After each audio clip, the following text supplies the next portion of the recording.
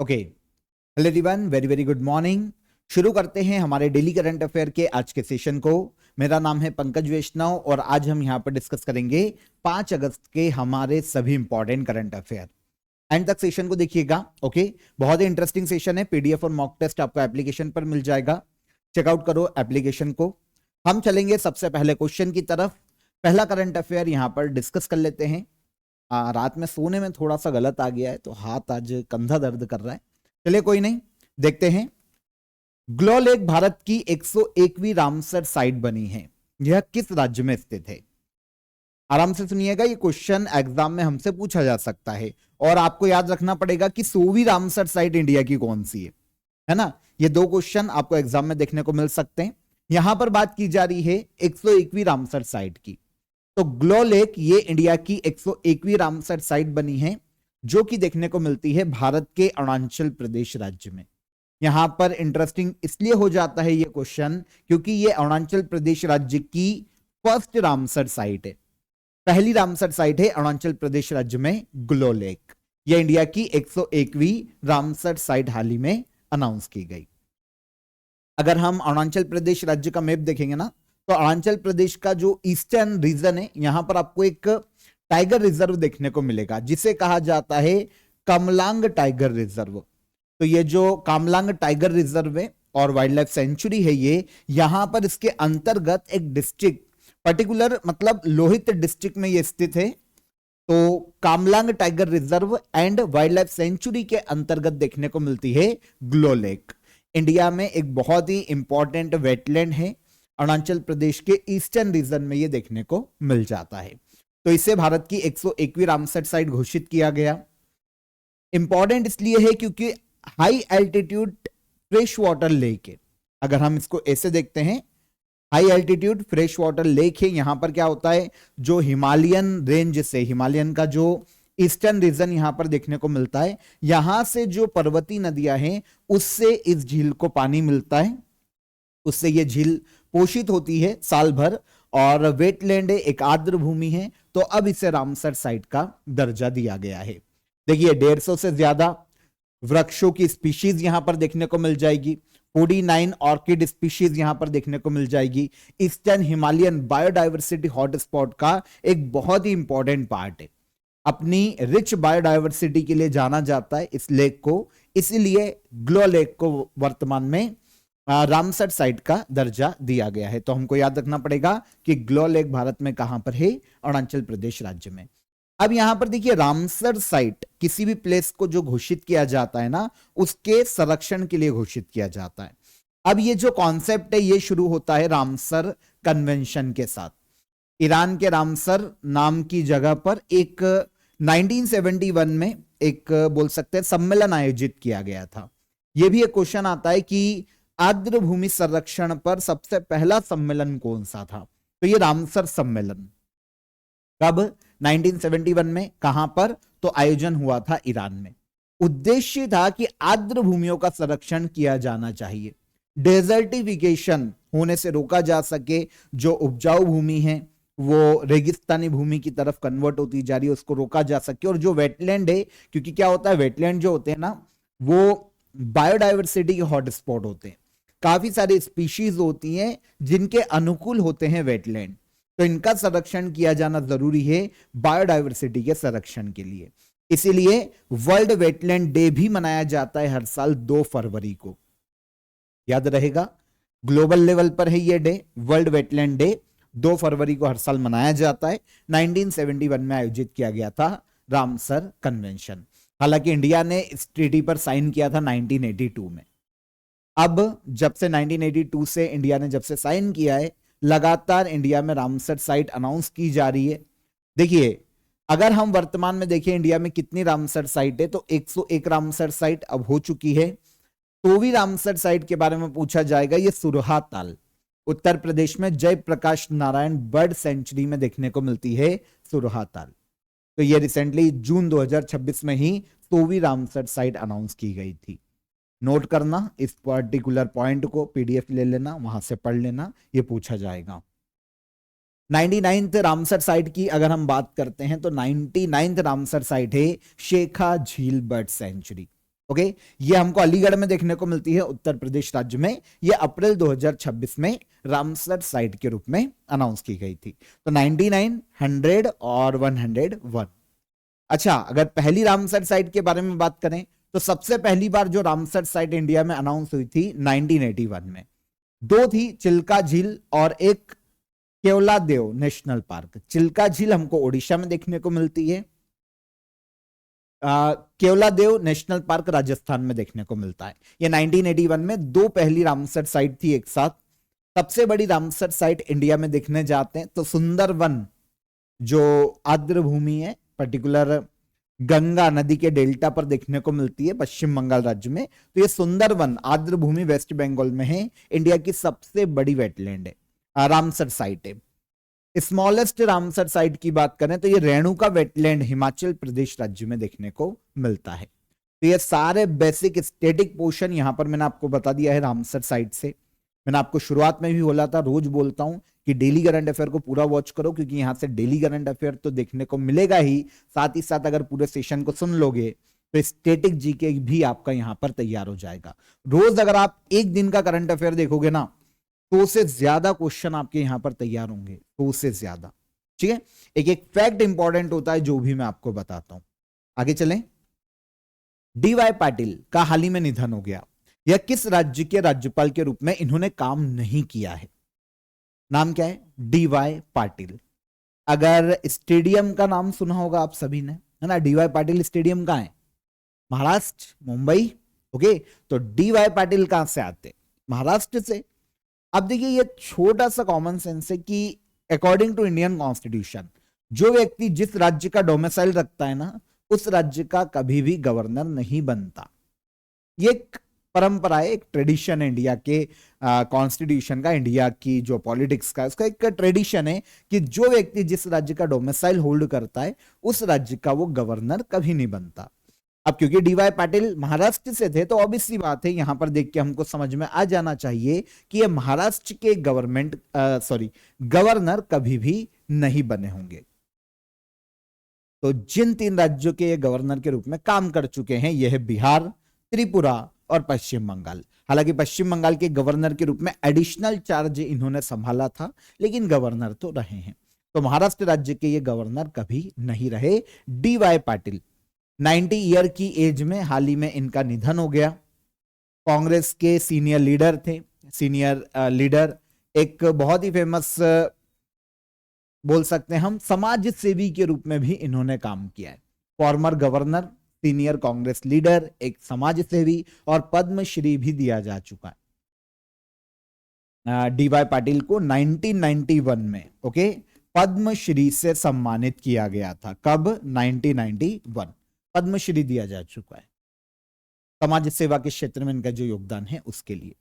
जन्म 1935 में महाराष्ट्र के कोल्हापुर में हुआ था।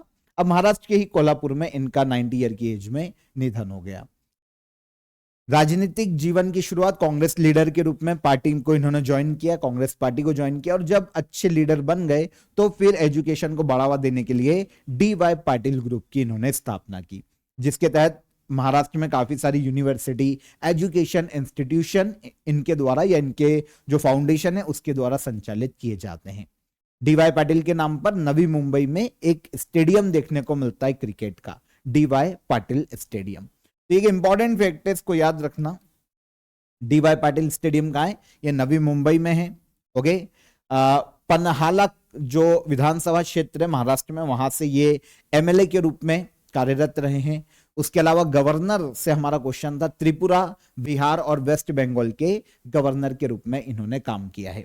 पद्मश्री 1991 में एजुकेशन और सोशल सर्विस के लिए इनको दिया जा चुका है। DY पाटिल 90 ईयर की एज में हाल ही में इनका निधन हो गया। भारत ने पहली बार एक वर्ष में 20,000 से ज्यादा ऑर्गन ट्रांसप्लांट किस वर्ष दर्ज किए हैं? तो आज तक के इतिहास में एक साल में सबसे ज्यादा 20,000 से ज्यादा ऑर्गन ट्रांसप्लांट इंडिया ने दर्ज किए हैं 2025 में। कब दर्ज किए हैं? 2025 में ऑर्गन ट्रांसप्लांट।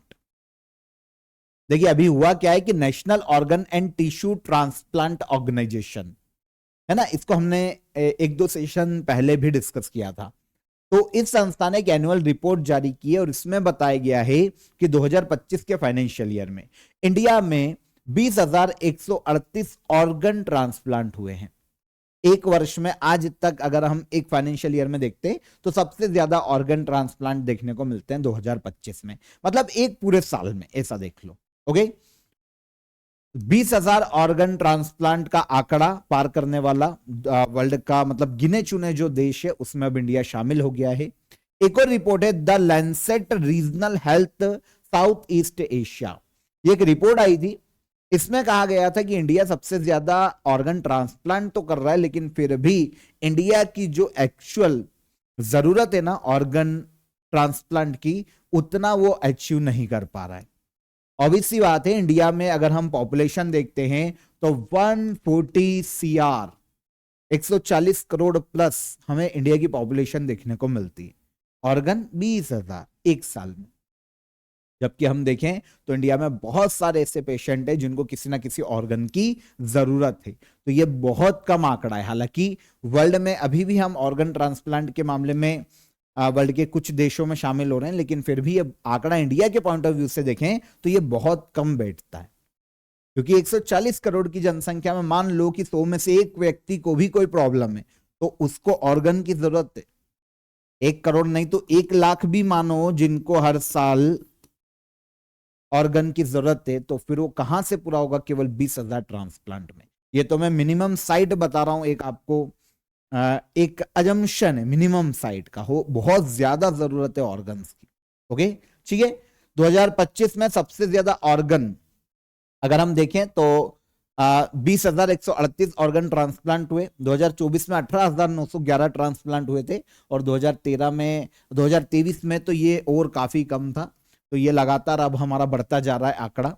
भारत कुल ऑर्गन ट्रांसप्लांट के मामले में वर्ल्ड में तीसरा सबसे बड़ा देश बन गया है, जबकि अगर हम लिविंग डोनर ऑर्गन ट्रांसप्लांट की बात करें तो इसमें हम वर्ल्ड में प्रथम स्थान पर आते हैं। लिविंग डोनर ऑर्गन ट्रांसप्लांट मतलब जो लिविंग डोनर ऑर्गन है ना, उनकी यहां पर बात हो रही है। कल हमने इसके बारे में डिस्कस किया था। इसके ट्रांसप्लांट में हम इंडिया में पहले नंबर पर है, लेकिन ऑल ओवर ऑर्गन ट्रांसप्लांट की बात करते हैं तो इसमें वर्ल्ड का तीसरा सबसे बड़ा देश है इंडिया।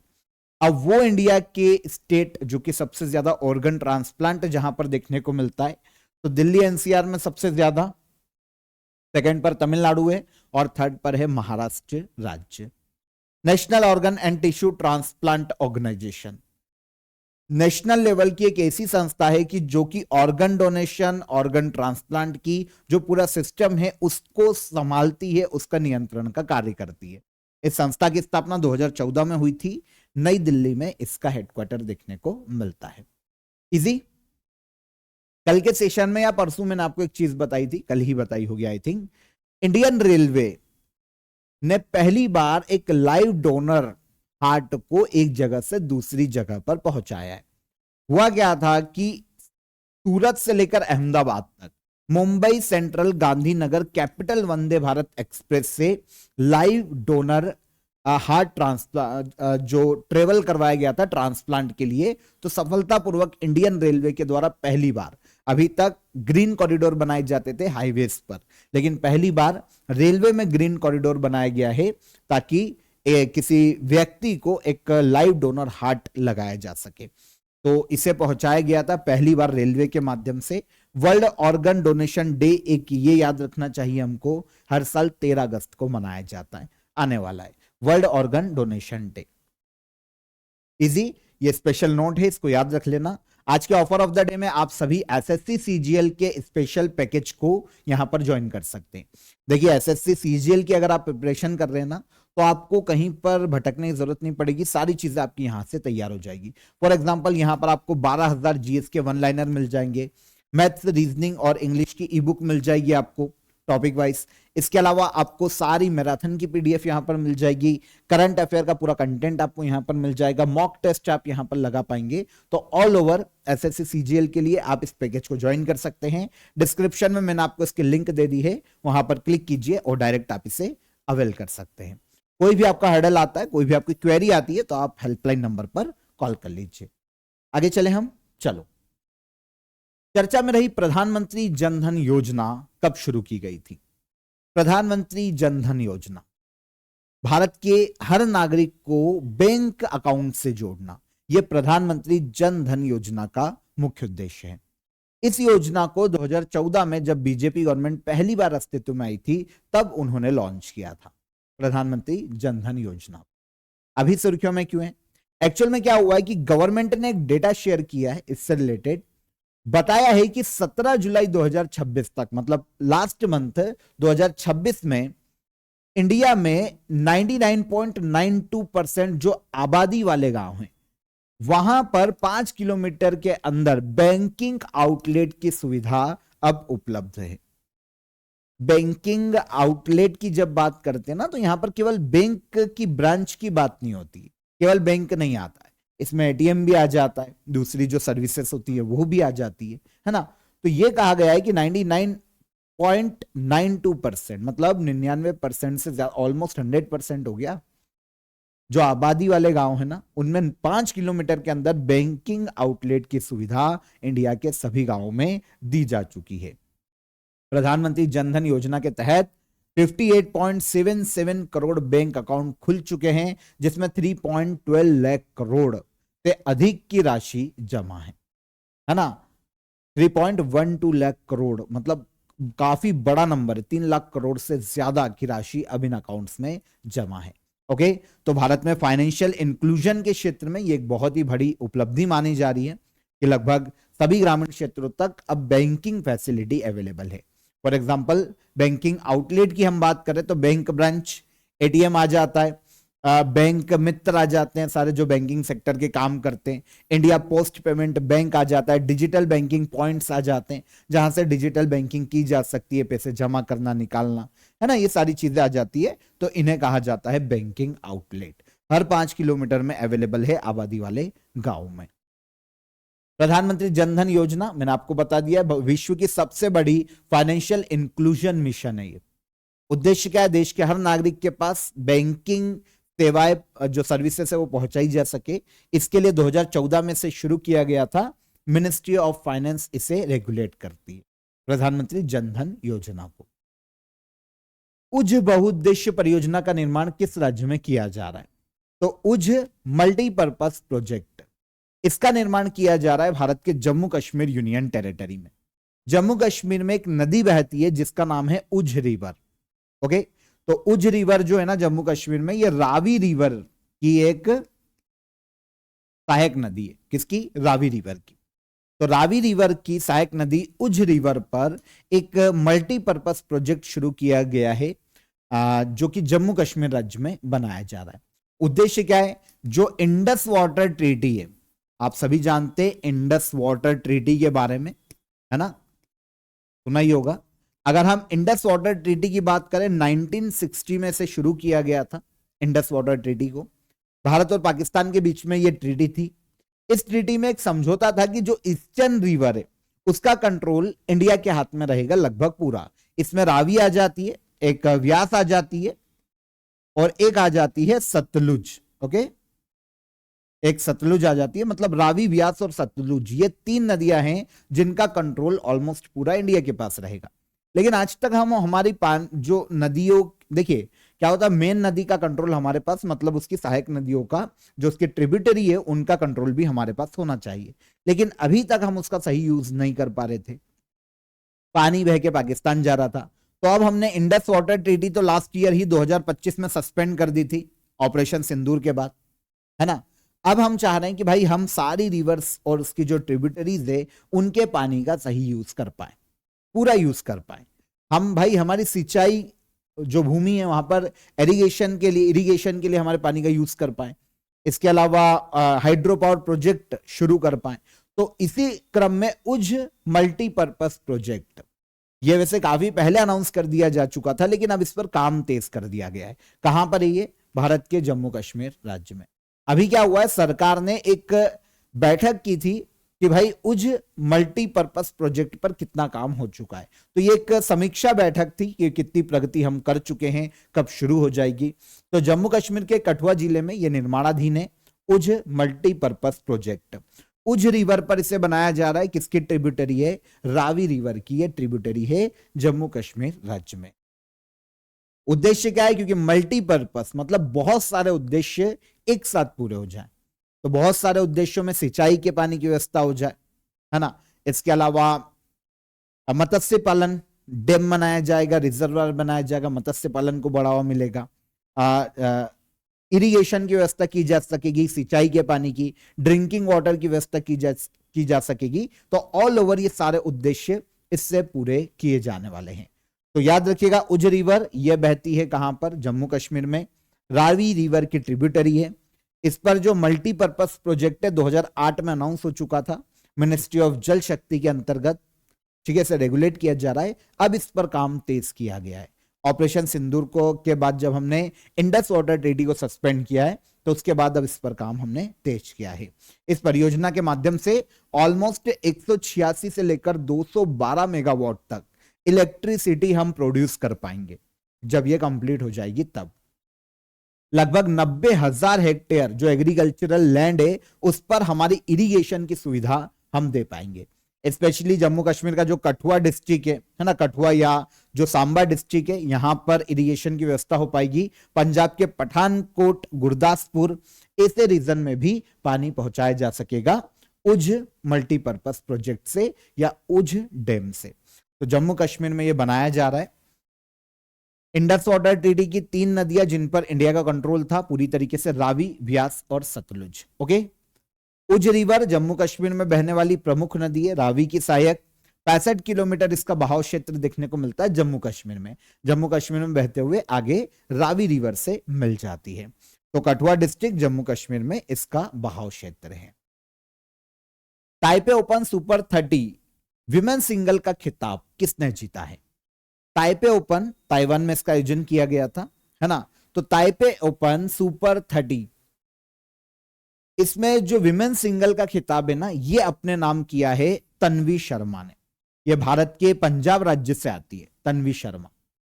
ओके, तो बहुत ही फेमस इंडियन बैडमिंटन प्लेयर है तन्वी शर्मा। जब हम ताइपे ओपन सुपर 300 है ना, ये मैंने 30 तो नहीं बोला ना कहीं, 300 जब हम इसकी बात करते हैं तो ये बैडमिंटन का टूर्नामेंट है, ताइवान में आयोजित किया जाता है हर साल। यहां पर इंडिया की केवल 17 वर्षीय बैडमिंटन प्लेयर है तन्वी शर्मा। इन्होंने इस खिताब को अपने नाम किया है विमेन सिंगल कैटेगरी में।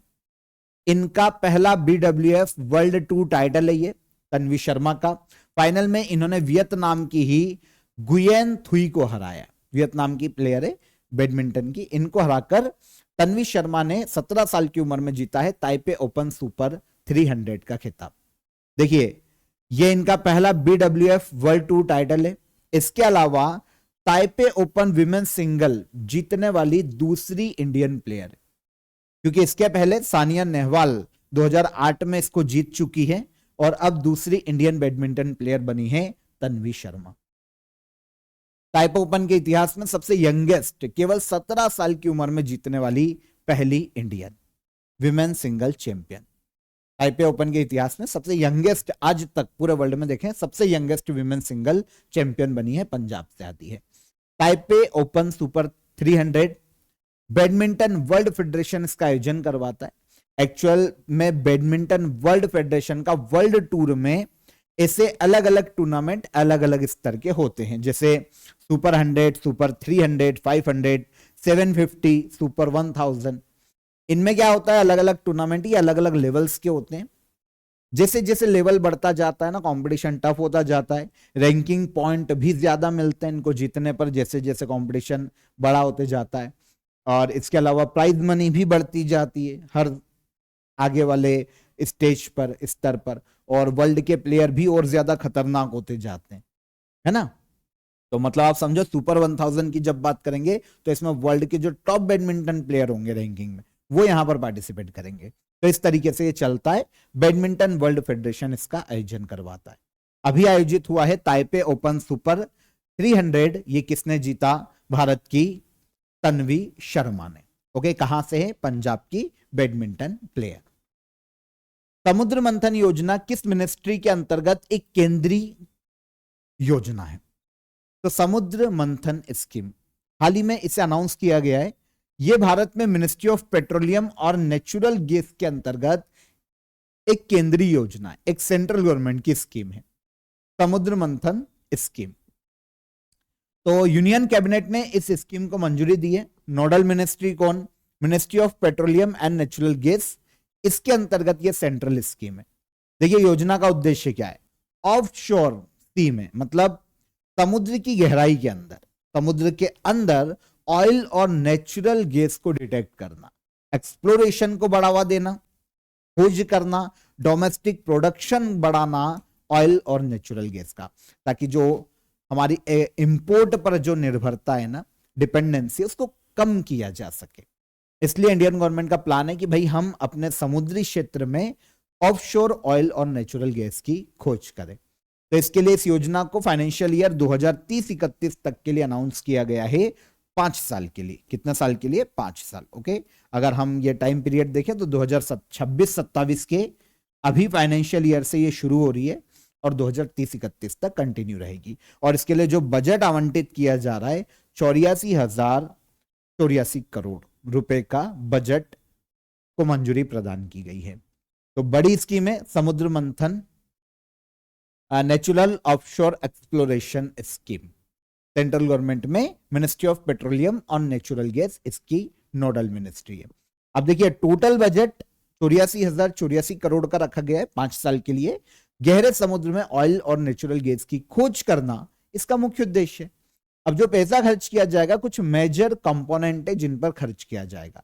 एक तो भूकंपीय सर्वेक्षण, सिस्मिक सर्वे किया जाएगा, 28,534 करोड़ रुपए इस पर खर्च किए जाएंगे। फिर गहरे समुद्र में खोज के लिए 43,200 करोड़ रुपए आवंटित किए गए। होगा क्या कि जो सी रीजन है वहां पर 60 नए जो कुएं हैं वो खोदे जाएंगे, वेल्स खोदे जाएंगे, जिनके लिए सरकार ड्रिलिंग कॉस्ट का 50% तक सहायता प्रदान करेगी कंपनीज को और अलग अलग ऑर्गेनाइजेशन। ठीक है, तो इसके लिए पर्टिकुलर दे दिया गया है।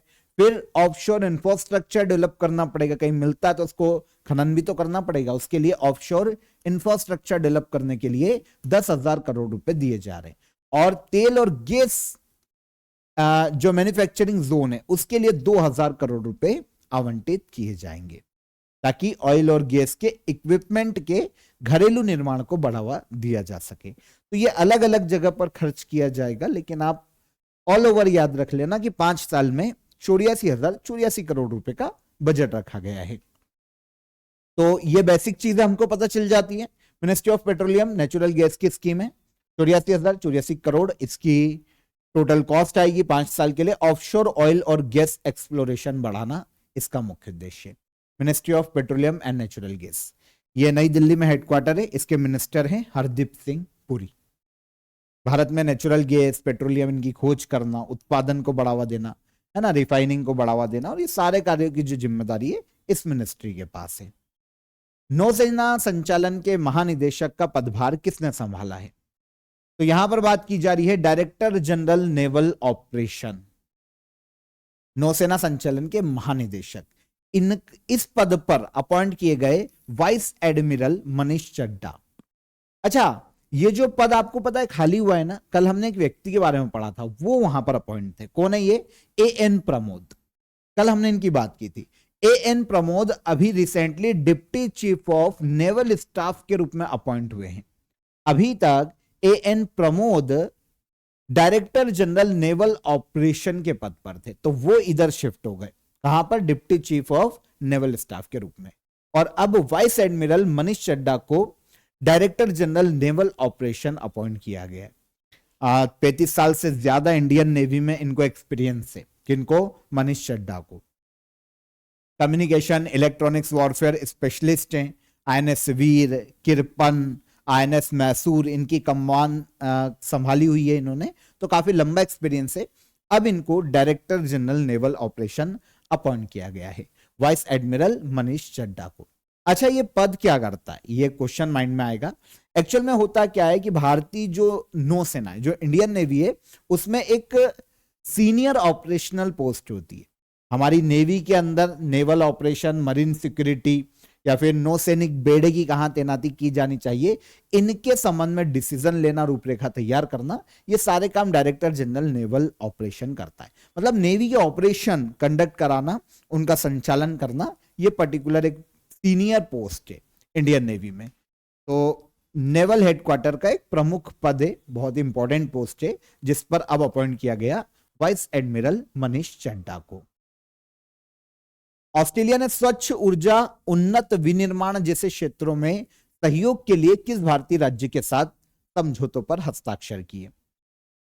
तो क्लीन एनर्जी, एडवांस्ड मैन्युफैक्चरिंग, ऐसे अलग अलग सेक्टर पर सहयोग के लिए ऑस्ट्रेलिया ने भारत के एक राज्य से समझौता किया है, और यह राज्य है भारत का आंध्र प्रदेश राज्य।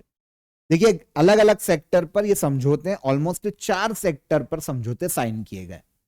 ऑस्ट्रेलिया की गवर्नमेंट और आंध्र प्रदेश की गवर्नमेंट, जो एन चंद्रबाबू नायडू की गवर्नमेंट है, उन्होंने मिलकर राज्य में क्लीन एनर्जी को बढ़ावा देने के लिए, एडवांस मैन्युफैक्चरिंग हब डेवलप करने के लिए, इंक्लूसिव एजुकेशन को बढ़ावा देने के लिए, student mental health, skill development, ऐसे क्षेत्रों पर सहयोग बढ़ाने के लिए समझौते किए।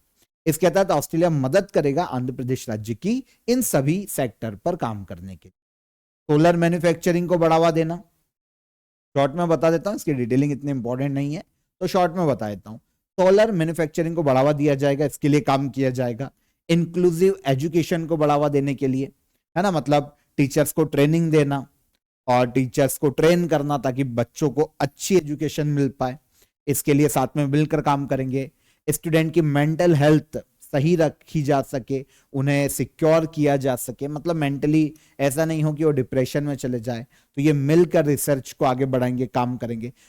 छात्रों की स्किल डेवलपमेंट पर मिलकर दोनों के द्वारा काम किया जाएगा आंध्र प्रदेश में। तो आंध्र प्रदेश और ऑस्ट्रेलिया का यह समझौता है। आंध्र प्रदेश की कैपिटल है अमरावती। एन चंद्रबाबू नायडू वर्तमान में सीएम है। एस अब्दुल नजीर ये हैं गवर्नर। अगर लोकसभा राज्यसभा की सीटों की बात आती है तो लोकसभा की 25 सीटें हैं आंध्र प्रदेश में और राज्यसभा की 11 सीटें देखने को मिलती है। यहां पर विधान परिषद है, तो विधानसभा की सीटें देखिए तो 175 है, और जब हम बात करते हैं विधान परिषद की, लेजिस्लेटिव काउंसिल की, तो यहां पर 58 सीटें हैं लेजिस्लेटिव काउंसिल की। यह बात हो रही है आंध्र प्रदेश राज्य की। लास्ट क्वेश्चन है ये हमारा, भारतीय वायुसेना के द्वारा एक्सरसाइज रोटोर क्लैप थर्ड का आयोजन कहां किया गया? इंडियन एयरफोर्स ओके, दुश्मनों के ड्रोन से निपटने के लिए एक एक्सरसाइज इन्होंने आयोजित की जिसको नाम दिया गया एक्सरसाइज रोटोर क्लैप थर्ड, क्योंकि ये 3रा एडिशन है। तो एक्सरसाइज रोटोर क्लैप थर्ड, इसका आयोजन इंडियन एयरफोर्स ने किया है पोखरण फील्ड फायरिंग रेंज में। कहां पर है ये? पोखरण फील्ड फायरिंग रेंज देखने को मिलती है भारत के राजस्थान राज्य में। तो एक्सरसाइज रोटोर क्लैप थर्ड इंडियन एयरफोर्स का एक विशेष मिलिट्री एक्सरसाइज है। पोखरण फील्ड फायरिंग रेंज में इसका आयोजन किया गया राजस्थान में। दुश्मन के ड्रोन्स हमलों से निपटने की जो हमारी कैपेसिटी है उसको चेक करना, उसको बढ़ाना कि हम कैसे और अच्छा काम कर सकते हैं, इसीलिए ये एक्सरसाइज आयोजित की गई थी। जैसे ड्रोन से होने वाले खतरों को से निपटना, उसकी तैयारियों को मजबूत करना, तो ये सब इसका मुख्य उद्देश्य था। काउंटर अननेम्ड एरियल सिस्टम, जिसे काउंटर यूएएस कहा जाता है, इससे निपटने की तैयारी करना। देखिए ये जो पर्टिकुलर वर्ड है ना, counter UAS, counter unnamed aerial system, इसका मतलब ही होता है दुश्मन के ड्रोन को ट्रैक करना, उनकी निगरानी करना, न्यूट्रलाइज करना, नष्ट करना, ये होता है। तो इस खतरे से निपटने की तैयारी को यहां पर बूस्ट किया गया है। रोटोर क्लैप थर्ड में इंडियन एयरफोर्स के हेलीकॉप्टर ने भाग लिया। रोटरी विंग्स एयरक्राफ्ट ने लाइव मिसाइल रॉकेट फायरिंग की गई ड्रोन्स को न्यूट्रलाइज करने के लिए। ड्रोन अटैक की स्थिति में हम कैसे रिटेलिएट करेंगे, कैसे हम तुरंत कार्रवाई करेंगे, इसकी ट्रेनिंग की गई है ना, स्किल को चेक किया गया। तो ये सभी काम यहां पर किए गए। तो रोटोर क्लैप थर्ड मिलिट्री एक्सरसाइज या फिर एयरफोर्स एक्सरसाइज हम इसको बोल लें, आयोजन किया गया पोखरण फील्ड फायरिंग रेंज में राजस्थान राज्य में। इंडियन एयरफोर्स ने इसे कंडक्ट किया है। ठीक है, तो 5 अगस्त के हमारे करंट अफेयर क्लियर हो जाते हैं। सारे करंट अफेयर सिंपल थे, सारे फैक्ट मैंने आपको यहां पर बताए हैं। जो स्टैटिक पोर्शन पूछा जा सकता है एग्जाम में, जो कि आपको पूछा जाएगा डेफिनेटली, वो सभी मैंने आपको यहां पर कवर करवा दिए हैं। पीडीएफ ले लेना, एक बार पढ़ लेना। ठीक है, हर एग्जाम में यहां से आपके स्टैटिक और करंट अफेयर तैयार हो जाएगा। चलो कल के करंट अफेयर को रिवाइज कर लेते हैं। पहला क्वेश्चन क्या था? इंडियन नेवी के deputy chief of naval staff, अभी हमने बात की है, कौन बने हैं? Vice admiral AN Pramod. केंद्रीय कैबिनेट ने संशोधित खेलो इंडिया स्कीम को कितने समय के लिए मंजूरी दी? 2026 से 2031 के लिए, 5 साल के लिए। प्रधानमंत्री सूर्य सरोवर योजना का मुख्य उद्देश्य क्या है? फ्लोटिंग सोलर पावर प्रोजेक्ट को बढ़ावा देना। फिर जीआई एंड बियॉन्ड 2.0 समिट का आयोजन किस मिनिस्ट्री के द्वारा किया गया? Ministry of textile. Controller general of defence account का पद किसने संभाला है? अलका नांगिया अरोड़ा ने। भारत में पहली बार सूरत से अहमदाबाद तक एक लाइव डोनर हार्ट को ले जाने के लिए किस ट्रेन का उपयोग किया गया था? अभी हमने बात की है, कौन सी थी ये? ये थी, कौन सी है? Mumbai Gandhinagar Vande Bharat express. Okay, answer A हो जाएगा, सब एक जैसे दिख रहे हैं। Mumbai Gandhinagar Vande Bharat express. Flight heritage का दर्जा प्राप्त करने वाली भारत की पहली स्वदेशी सैटेलाइट बैटरी कौन सी है? तो ये कौन सी थी? Power bank 50। 22 Commonwealth table tennis championship 2026 में मेंस सिंगल का खिताब किसने जीता? तो ये अंकुर भट्टाचार्य जी ने जीता था। फिर कैलाश चंद्र पंत का हाल ही में निधन हो गया, इन्हें किस क्षेत्र में पद्मश्री दिया गया था? लिटरेचर और एजुकेशन के क्षेत्र में। और चर्चा में रही कावेरी जल प्रबंधन प्राधिकरण किस मिनिस्ट्री के तहत कार्य करता है? तो यह कार्य करता है मिनिस्ट्री ऑफ जल शक्ति के तहत।